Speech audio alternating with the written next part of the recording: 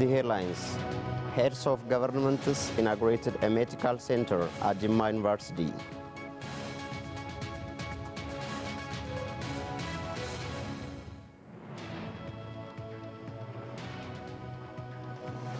And from abroad, French Prime Minister Edouard Philippe seeks unity after arrests.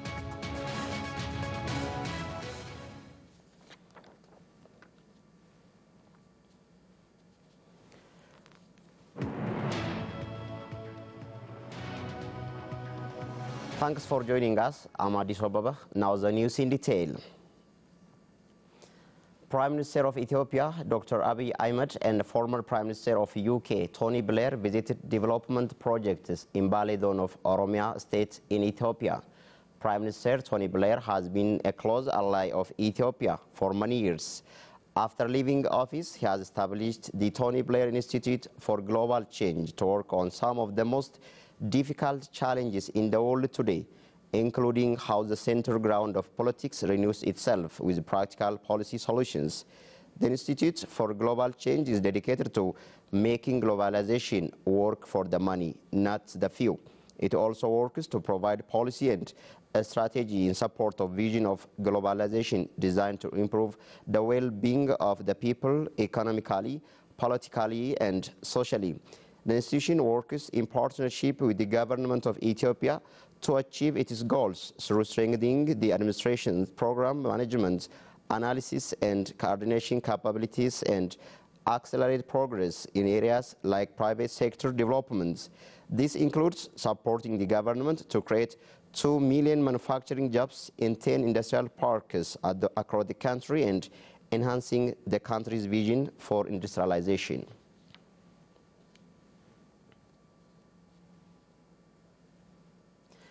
Prime Minister Dr. Abiy Ahmed inaugurated a medical center at Jimma University.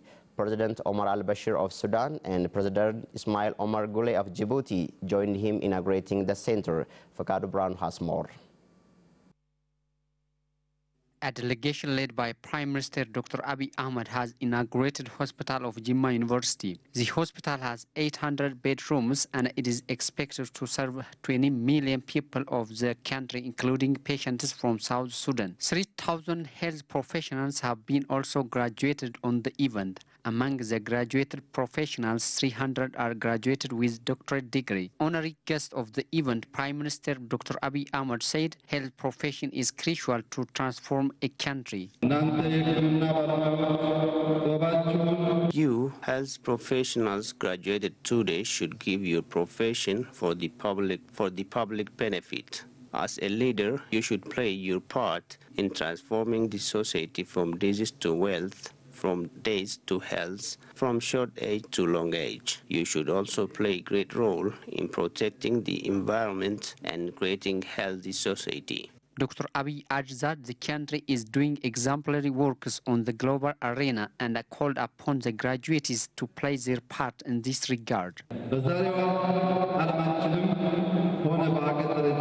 Internationally, as well as a country, having health professionals is one criteria for the success of health sector. As you all know, success has great praise than the process. So I call up on you to give quality service for your society. He also called upon the graduated professionals to serve the public by the knowledge they have accumulated.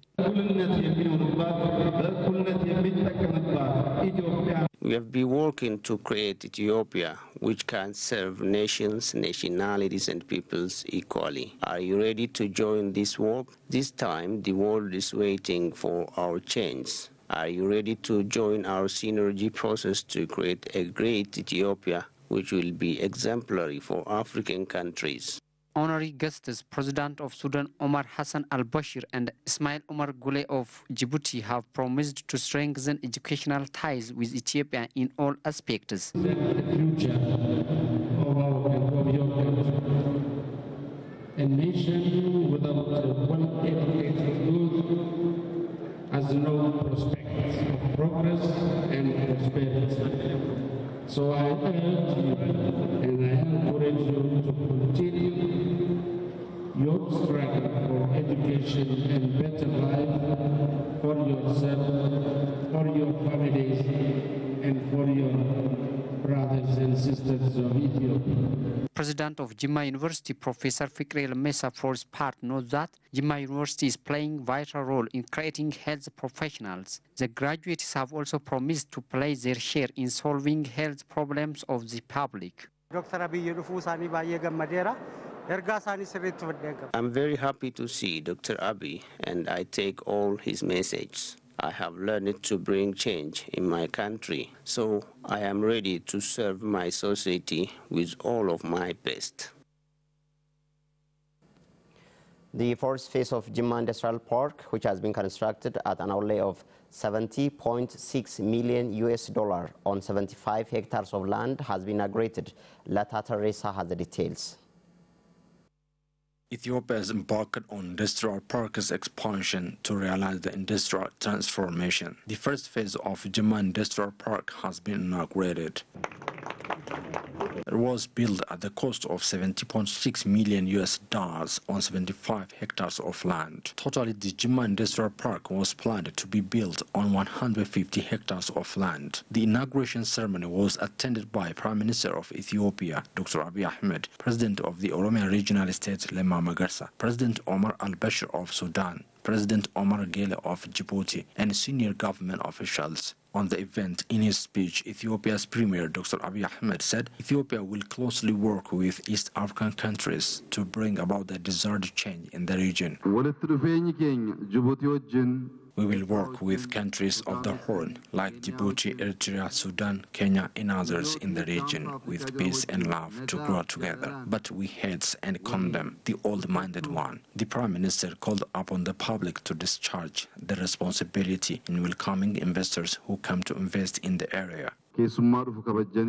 You need to work with investors who come here to invest with respect. The commencement of this industrial park is just for beginning. We have to go beyond this. To realize this, it is crucial to collaborate with the persons who come to work here, then the more is to come. It is the mandate of all of us to accommodate them with joy. He added that the construction of the Jimma Industrial Park will open new development chapter for the town. President of the Oromia Regional State, Lemma Magarsa, for his part, underscored that Jimma is known for its hospitality. Lemma called on the youth to contribute their fair share for the success of the industrial park. The president urged residents of Jimma town to safeguard the peace of the area. The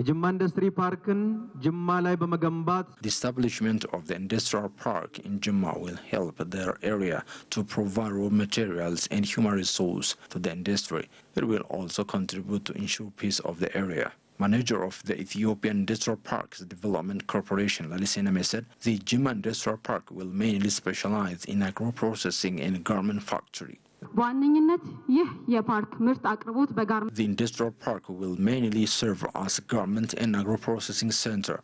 The industrial park fits the international standard and suits the environmental situation. Thus, it is okay for exported products. Besides, it will give great service for textile and agricultural inputs, she said. Lenisi added that the first phase of the industrial park is expected to create job opportunity for 10 up to 12,000 job seekers, whereas when it fully goes operational, it will create jobs for 25,000 people.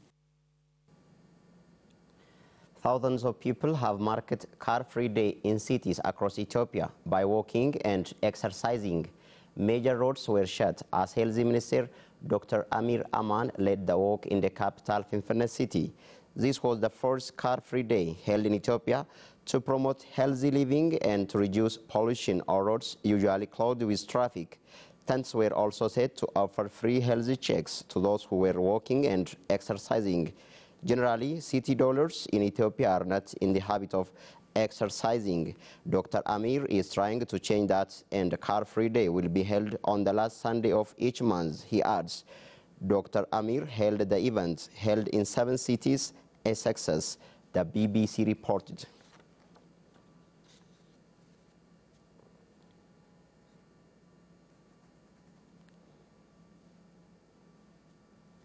The Oromia Teachers Association and Oromia Education Bureau have jointly organized the 3rd Regional Education Quality Conference in Adama Town. Deputy Head of the Oromia Education Bureau, Mammo Boggala, said education quality circle has been applied. Teachers have been freed from non-teaching tasks and merit-based educational leadership have been implemented in the region to ensure education quality. Research papers entitled An Organizational and Pedagogy of Indigenous Knowledge Systems and Implications for Science, Mathematics and Engineering, and identifying primary source of the problem with misspelling Afan Oromo have been presented on the event. Feedback has also been forwarded by participants of the conference. OBN's Aklilu Gabru reported.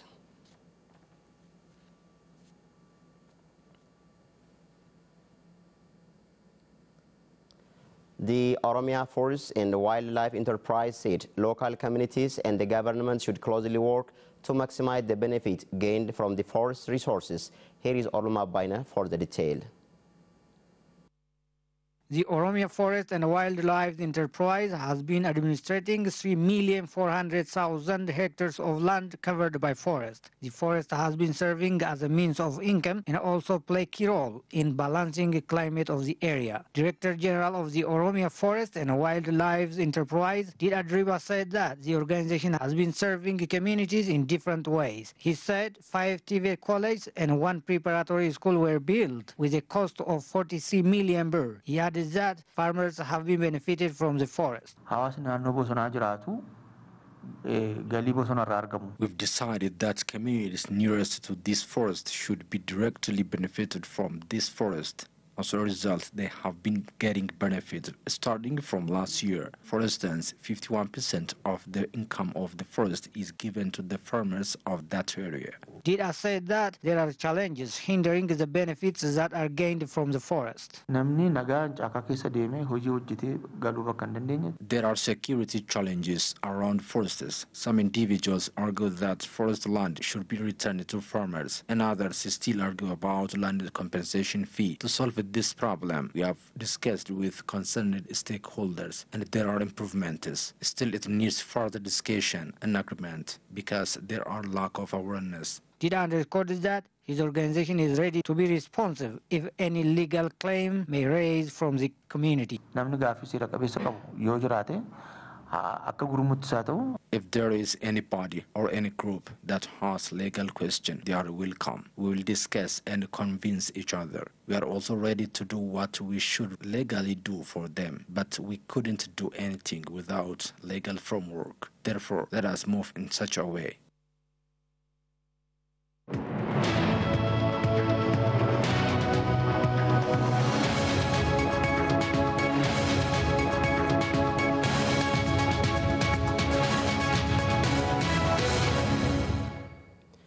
The news comes to life from Oromia Broadcasting Network. Let's proceed to the news that we have got from abroad. French Prime Minister Edouard Philippe has vowed to restore national unity after violence broke out during a 4th consecutive weekend of protests. Police used tear gas and rubber bullets on Saturday, the latest day of yellow vest demonstrations against fuel tax rises and high living costs. More than 1,700 people were arrested, but the violence was not on the same level as a week earlier. Mr. Philippe said discussions with peaceful protesters must continue. He added, no tax should jeopardize our national unity. We must now rebuild that national unity through dialogue, through work, and by coming together. He said President Emmanuel Macron, who many protesters want to stand down, would soon put forward measures to foster this dialogue. French Interior Minister Christophe Castaner praised police, who had been deployed in force for containing much of the arrests, and tweeted late on Saturday. Mr. Macron thanked the security forces for their courage and exceptional professionalism. An estimated 125,000 people took part in marches across the country on Saturday, the Interior Minister said. Nearly 90,000 officers had been deployed, including 8,000 in Paris, where 12 armored vehicles were also used. Around 10,000 people demonstrated in the capital, where the scenes were the most destructive. Windows were smashed, cars were burned, and shops were looted, the BBC reported.